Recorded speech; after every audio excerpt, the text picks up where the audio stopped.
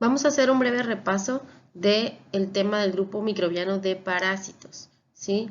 Entonces recuerden que estos microorganismos corresponden a células eucariotas. Eso quiere decir que como primer característica básica es que tienen un núcleo definido por una membrana en donde van a estar protegidos sus cromosomas. Al ser eucariotas también tienen más de un cromosoma a diferencia de las bacterias. Otra característica importante de las células eucariotas es que tienen organelos definidos para funciones específicas. Y en el caso de los parásitos, algunos de ellos incluso tienen órganos que cumplen funciones específicas, ya que varios de estos parásitos, especialmente los pluricelulares, tienen una organización celular muy compleja. Comentábamos también que los parásitos pueden clasificarse de distintas maneras. Podemos decir que hay parásitos obligados o facultativos. Obligados, aquellos que van a tener que vivir dentro de una célula o dentro de otro ser vivo para poder mantenerse. Mientras que los parásitos facultativos son aquellos que tienen la capacidad o la facultad de poder estar fuera de una célula o de un ser vivo. Entonces, los obligados van a ser aquellos que solamente pueden vivir dentro del hospedador, mientras que los facultativos pueden desarrollarse también sin parasitar a un ser vivo, es decir, que también pueden tener una parte de su vida en vida libre. También recuerden que hay parásitos que solamente son parásitos de vida libre, es decir, que van a estar en el ambiente y que no van a parasitar a ningún ser vivo. Otra forma de clasificarlos es por la localización en el hospedador y estos pueden ser ectoparásitos o endoparásitos. Los endoparásitos son los que se van a encontrar dentro del hospedador, mientras que los ectoparásitos se van a encontrar por fuera. Un ejemplo de ectoparásitos son, por ejemplo, los piojos. Podemos clasificarlos por el número de hospedadores.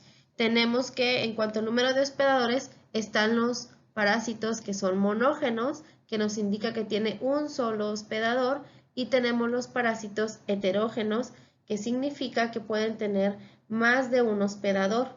De estos, uno va a ser el definitivo y los demás van a ser intermediarios. Esto que les comentaba del hospedador definitivo o intermediario, pues son los tipos de huéspedes u hospedadores que pueden tener los parásitos. Tenemos que los parásitos que tienen un hospedador definitivo es aquel en el que van a completar todo su ciclo de vida. Si un parásito se reproduce sexual y asexualmente, solamente se reproducirá de forma sexual en el hospedador definitivo, ya que éste le ofrece esas características necesarias, ese ambiente que el parásito necesita para llevar a cabo este tipo de reproducción sexual. Mientras que en los demás hospedadores, que son conocidos como intermediarios, el parásito solamente llevará a cabo ciclos de vida asexual o su reproducción asexual. ¿Okay? Un ejemplo que comentábamos es Toxoplasma gondii, el cual lleva a cabo la reproducción sexual solamente en el gato, que es hospedador definitivo, mientras que en el humano o en otros animales va a reproducirse de forma asexual, ya que somos hospedadores intermediarios. En cuanto a la función epidemiológica, pues tenemos que hay reservorios y vectores.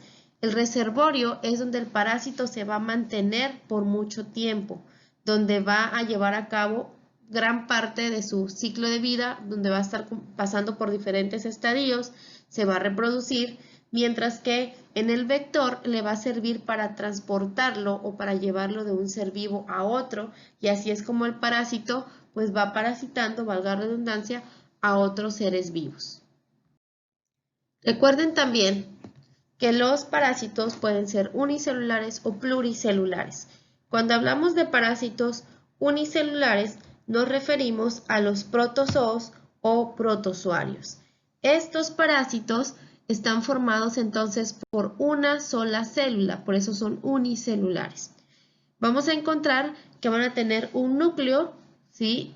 Un nucleolo central, va a tener órganos de locomoción, la gran mayoría de ellos. Vamos a ver que hay parásitos que no tienen órganos de locomoción y vamos a encontrar dos formas, el trofozoito y el quiste. El trofozoito se refiere a la forma activa. La forma activa es decir, la forma que se reproduce, la forma que se alimenta, ¿sí? Mientras que el quiste es la forma de resistencia.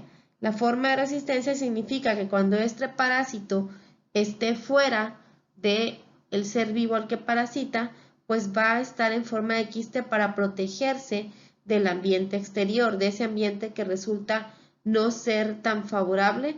Bueno, el parásito estará en forma de quiste, por ejemplo, en el suelo, en el agua. Muchas veces, como el hospedador lo elimina, es en forma de quistes.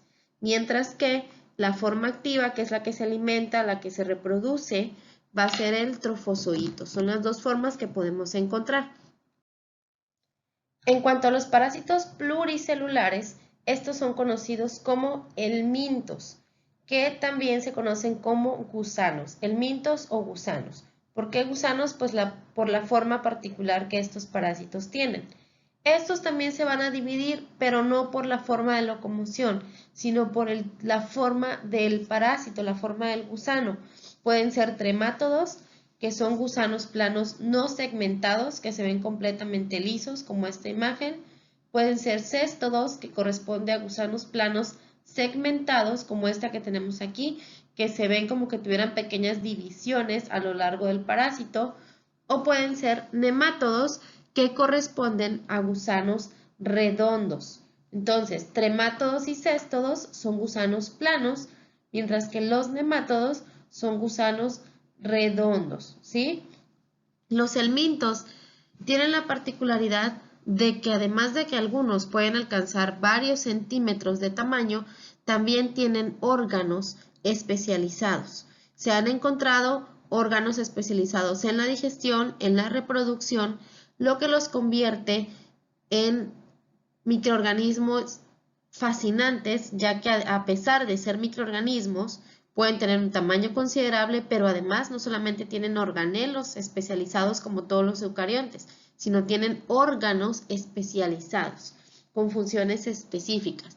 Estos helmintos además tienen como característica que se reproducen a través de huevos, es decir, son ovíparos. A pesar de ser microorganismos, estos tienen la capacidad de reproducirse a través de huevos. Recuerden, son ovíparos. Los helmintos son ovíparos.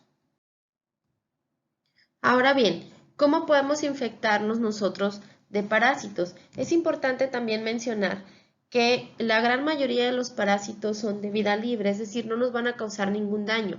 Solo un pequeño porcentaje de los parásitos que conocemos se han reportado como parásitos humanos.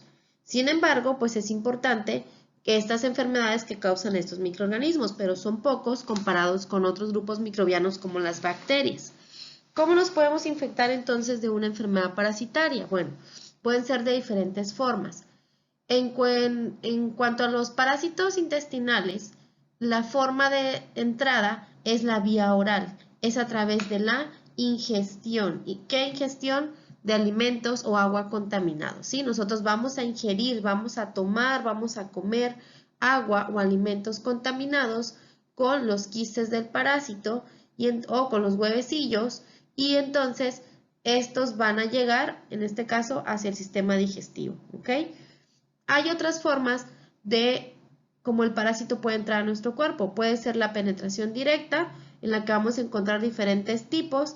Una es la picadura de un artrópodo, que es lo que les mencionaba de los vectores que sirven para llevarlos de un animal a otro. Bueno, entonces el insecto, la hembra del insecto es hematófaga, necesita la sangre para completar su ciclo de oviposición, se alimenta, en este caso estamos hablando de parásitos humanos, se alimenta de nosotros y al alimentarse generalmente va a dejarnos ahí el parásito.